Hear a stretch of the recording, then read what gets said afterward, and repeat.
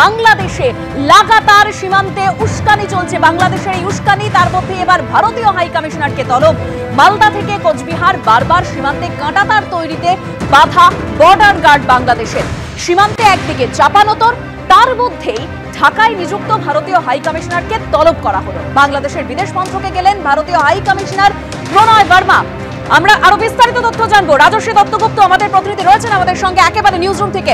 রাজস্বী, দেখো, প্রণয় বর্মা আজকে ঢাকায় ওখানকার পররাষ্ট্র মন্ত্রকে গিয়েছিলেন এবং তিনি সেখানে সাংবাদিকদের অ্যাড্রেস করেছেন। আমরা যেটা জানতে পারছি ওখানকার সংবাদ মাধ্যম সূত্রে, যে তিনি বলেছেন যে দুই দেশের সীমান্তরক্ষী বাহিনীর মধ্যে যোগাযোগ রয়েছে এবং ভারতবর্ষের যে নিরাপত্তাজনিত কমিটমেন্ট রয়েছে, যে বর্ডারে ফেন্সিং দেওয়া নিয়ে, অর্থাৎ সীমান্ত জুড়ে কাঁটাতারের বেড়া দেওয়া নিয়ে, সেই লক্ষ্য পূরণে দুই দেশের মধ্যে সমঝোতার ভিত্তিতে যে বিষয়গুলো রয়েছে সেগুলো বাস্তবায়িত করা যাবে। এবং সবথেকে বড় কথা, দুই দেশের সীমান্তে দিয়ে যাতে বেআইনি অনুপ্রবেশ না হয়, চোরাচালান এবং দুষ্কৃতীদের গতিবিধি রুখে দেওয়া যায়, সেইটার উদ্দেশ্যে তিনি এসেছেন এবং তার সঙ্গে কথা হবে। অর্থাৎ অত্যন্ত একটা সদর্থক প্রত্যাশা নিয়ে তিনি কিন্তু আজকে ঢাকায় গিয়েছিলেন।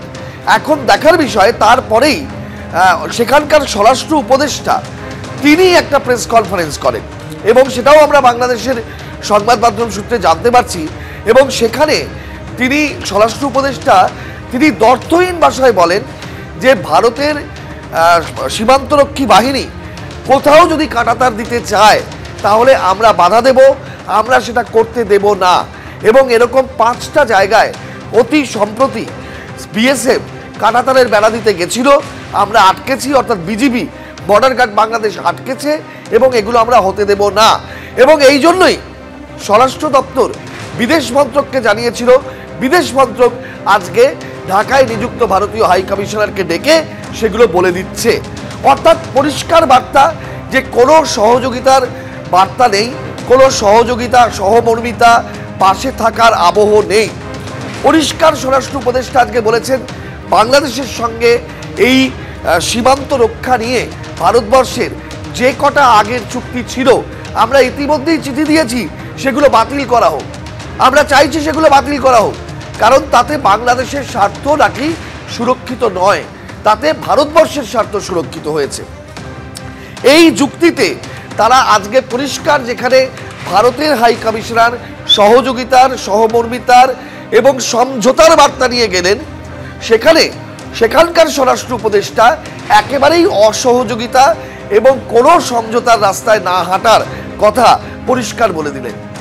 এখন এভাবে যদি চলতে থাকে দুদেশের সম্পর্ক, তাহলে সীমান্তে যে পরিমাণ অনুপ্রবেশ হচ্ছে, যে পরিমাণ ধরপাকড় চলছে, দেখা যাচ্ছে সামনে আসছে বিষয়গুলো, সেগুলো থামবে কি করে? অনুপ্রবেশ রয়েছে, চোরাচালান রয়েছে, দুষ্কৃতীদের গতিবিধি রয়েছে, জঙ্গিদের অনুপ্রবেশ রয়েছে। এই বিষয়গুলোর জন্যই কিন্তু ভারত বারবার সহযোগিতার বার্তা দেওয়ার চেষ্টা করছে। কিন্তু রাজস্বী, সহযোগিতার বার্তা দেওয়ার চেষ্টা করছে ভারত, কিন্তু সেভাবে সহযোগিতার বার্তা বাংলাদেশের তরফে পাওয়া যাচ্ছে না।